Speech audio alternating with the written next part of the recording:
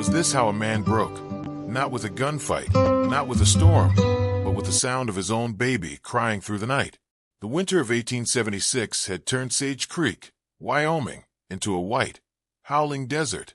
The wind screamed across the open plains like a ghost that never found rest, slamming against the wooden walls of Ethan Cole's ranch. Snow came down sideways, stinging and sharp, covering every fence post and wagon track until the world looked like one endless sheet of ice. Inside the cabin, it wasn't much warmer. The fire spat and hissed, fighting to stay alive. Ethan stood over a cradle made of rough pine, his hands shaking, eyes red and hollow. His shirt stuck to his back, damp with sweat even in the cold. He tried again to press a bottle of warmed goat's milk to his daughter's lips. "Come on, sweetheart," he whispered, his voice rough and cracking. "Please, just a little." Baby Grace turned her tiny head away and wailed, the sound raw and thin, echoing off the cabin walls.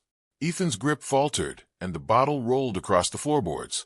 He cursed softly and bent to pick it up, his body aching from days, without real sleep. It had been a month since Lillian died, 1 month since fever stole the light from her eyes in the dead of night. Grace had been only 2 months old then. Now she was 3, and starving. Have you ever held something precious in your hands and known you were losing it no matter how hard you fought? Have you ever begged the universe for help and wondered if anyone was listening? Ethan had tried everything, warming the milk, mixing honey, even praying over it. But nothing worked. The baby would scream until her breath gave out, then start again. The cabin that once rang with laughter and music now held nothing but grief and the sound of hunger. He rocked her gently, whispering to calm her, but his arms were weak. His beard was thick and uneven, his face hollowed by loss. Every night bled into the next. He barely ate. He barely thought. He only kept the fire alive and tried to keep his daughter breathing. When the cries became too much, he would step outside into the freezing air just to scream into the wind where no one could hear him. Last week, he had ridden through every ranch and home within 10 miles. He asked every woman he could find, anyone with a baby, anyone nursing. But the answers were always the same. No one's had a child in months. "I'm sorry, Ethan. May God help you." Even the pastor could only lower his head and say, "There's nothing I can do but pray." So Ethan went home and made a sign. In large, uneven letters, he wrote, "Need help. Infant hungry. Breast milk needed." He nailed it to the front gate, the hammer slipping in his cold hands. The wind tore at the edges, but he kept pounding until it held. Then he waited. For days passed. No one came. The nights grew colder. Grace's cries weaker. That evening, a storm rolled in, a real one. Not just the drifting kind. The kind that buried cattle alive and froze rivers solid. The wind wailed like a creature from hell. The fire dimmed. Ethan sat in the rocking chair, his daughter pressed to his chest, whispering against her hair. "I used to be strong," he muttered. "Now I can't even feed my own child." Tears stung his eyes. He pressed his lips to Grace's forehead. "I'm sorry, sweetheart. I'm so damn sorry." The wind screamed through the cracks in the wall. Snow rattled against the windows. The baby wailed again, her tiny fists trembling. Ethan's heart broke a little more. Then knock. The sound was so sudden, so strange, that it sent a jolt through him. Grace paused mid-cry. Ethan froze. The knocks came again, louder this time. Desperate, he stood, clutching Grace to his chest, and opened the door. The wind slammed into him, like a wall of knives. Outside stood a woman, soaked, shivering, her cloak heavy with snow. Her hair was dark, plastered to her cheeks. She looked like she'd been walking for miles. "Please," she said, her voice trembling. "I just need a place to stay for the night." Ethan stepped aside wordlessly. She entered, dripping onto the floorboards. Grace began to cry again, sharp and piercing. The woman stopped in her tracks, her eyes locked on the baby, wide with shock. Her hand flew to her chest. 2 dark stains had already spread across her blouse. She swallowed hard, her voice breaking. I had a baby. 5 months ago. A boy." She looked down, trembling. "He died 2 months later. But my body." She pressed a hand to her breast. "It doesn't understand. He's gone. The milk, it keeps coming. Every day I throw it away." Ethan couldn't speak. The words caught in his throat. He just stared at her. The woman's eyes filled with tears. "She's hungry," she whispered. "Let me help."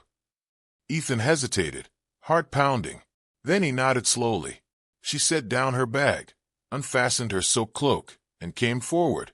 Her hands shook as she opened the front of her blouse. Ethan gently placed Grace in her arms. The baby rooted instinctively, searching, then latched. A small, wet sound filled the air. The sound of life.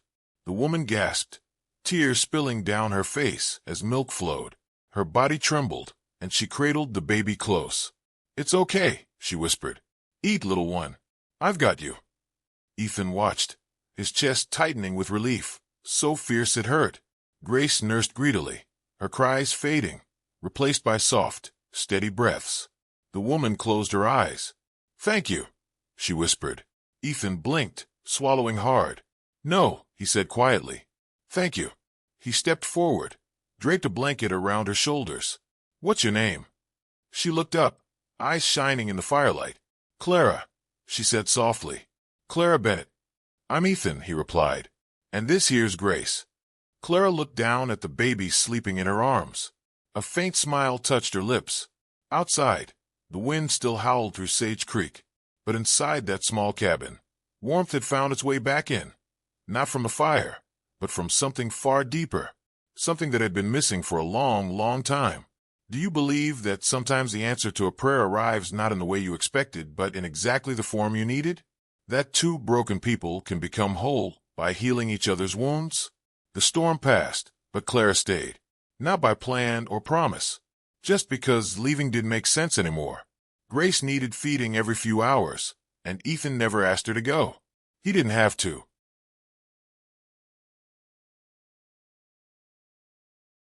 The house, once cold and silent, now held a rhythm again. The crackle of the fire, the soft murmur of Clara's lullabies, the steady breath of a baby finally full. When dawn broke that first morning, Clara was already awake. She moved quietly around the cabin, folding small clothes Ethan had left unwashed for weeks, humming under her breath. Grace slept peacefully in her basket. Ethan stirred from the corner of the room, the chair creaking under his weight. He rubbed his eyes, half expecting it all to have been a dream. But it wasn't. She was really there. By noon, he had built another bed frame, rough pine, nothing fancy. When Clara came in from the well with a bucket of water, she stopped. "You didn't have to," she said softly. Ethan shrugged. "Ain't much, but it's yours while you're here." She smiled faintly. "It's more than I had last night." From that day, small changes filled the cabin. The floor was swept. Beans simmered on the stove. The air smelled faintly of soaproot instead of smoke. Clara cooked simple meals, washed Grace's blankets, and sang soft songs that made Ethan forget the weight in his chest, even if only for a moment. At night, when Grace nursed and drifted to sleep, Clara would sit by the fire, her hands trembling as she stitched. Sometimes she cried quietly, pretending to focus on the cloth. Ethan saw it but said nothing. He knew grief too well to pry it open. One evening, as snow whispered against the shutters, Ethan spoke first. "She was beautiful," he said quietly. Clara didn't look up. "Your wife?" He nodded. "Lillian. She liked to sing when she churned butter. Drove me crazy some days." His voice broke. "She bled too much after Grace was born.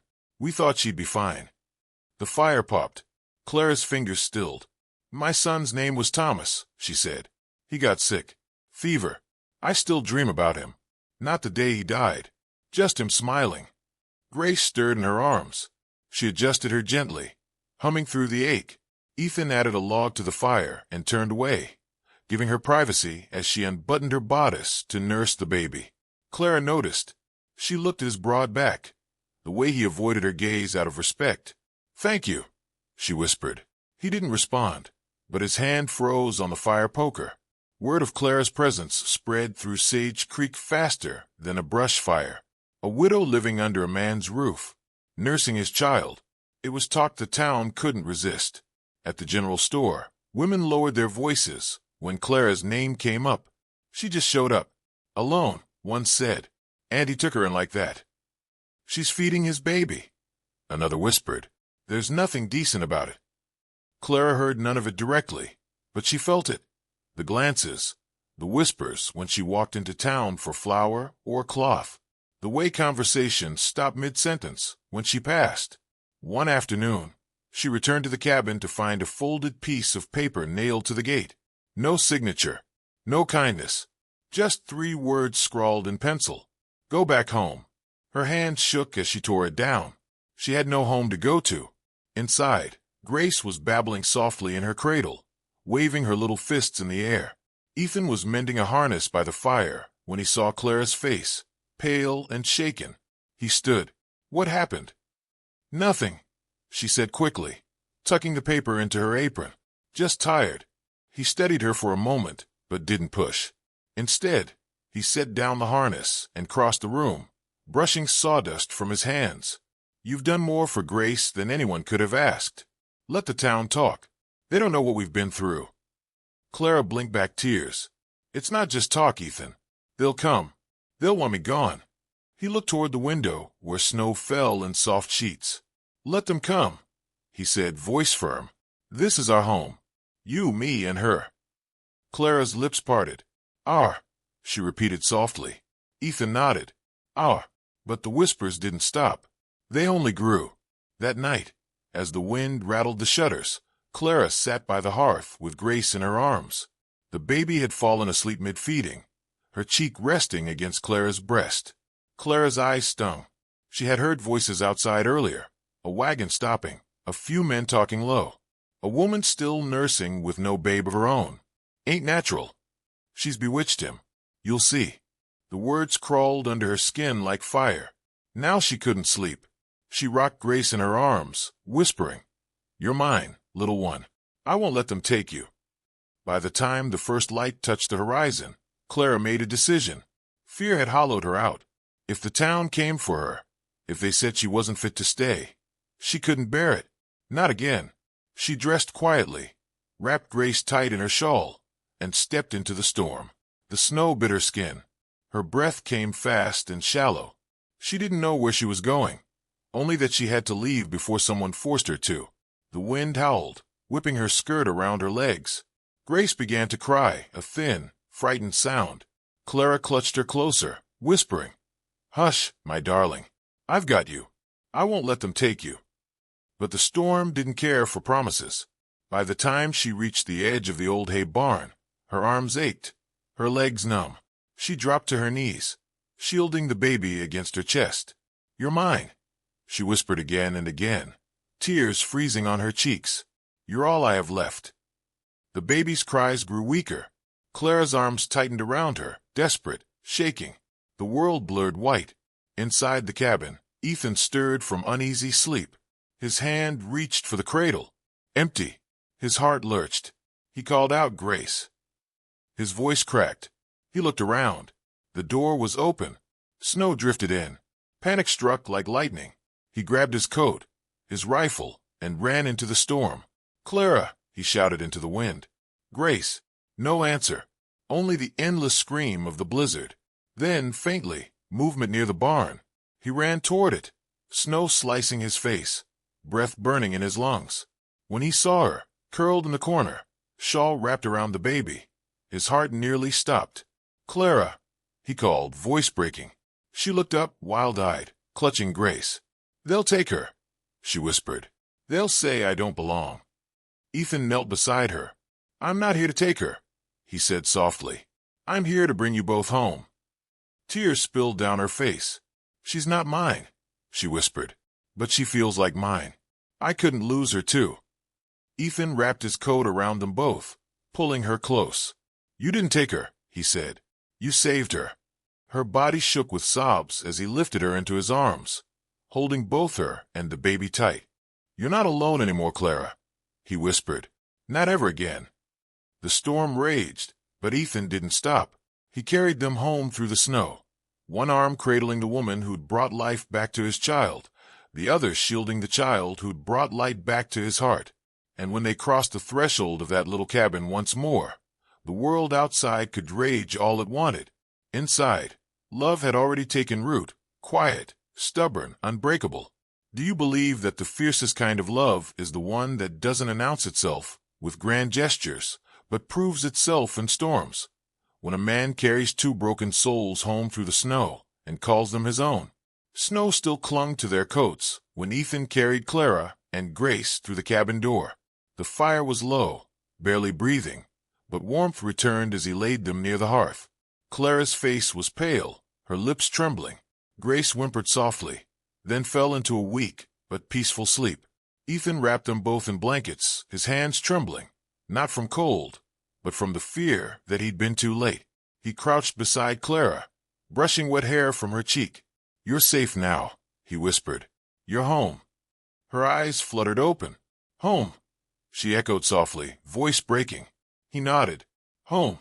The room was silent except for the sound of the crackling fire and the soft breaths of the baby sleeping beside them.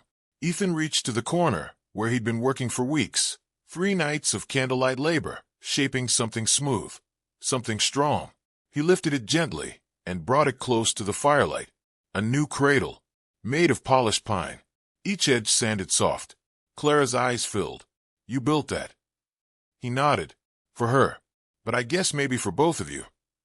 Clara's gaze fell on the cradle, then to Grace, then back to him. Her hands trembled in her lap. He leaned forward, voice low, almost pleading. "You don't have to leave, Clara." She stared at him, wide-eyed. "Ethan, you don't owe me anything. I came here by accident, by storm. You don't have to." "I'm not saying I have to," he interrupted gently. "I'm saying I want to." She froze. "I'd be a fool to let you walk out of this cabin," he continued, his voice rough but steady. "Grace needs you. I need you. Stay." Her eyes filled with tears. "I'm not whole, Ethan," she whispered. "I lost my baby. Some nights I still wake up thinking I hear him cry. I look at Grace and I see him, and it scares me." Ethan reached for her trembling hand. "I know that fear," he said quietly. "Every day since Lillian passed, I've lived with it. But Grace, she's alive because of you, Clara. You didn't take her from anyone. You gave her life." Clara looked toward the cradle. Grace was sleeping peacefully, her tiny hand curled into a fist near her cheek. Her breath was soft and even. Ethan's voice softened even more. "You didn't just feed her milk. You fed her hope. You fed me hope." Clara blinked through her tears. "You don't have to carry your pain alone," he said. "Not anymore."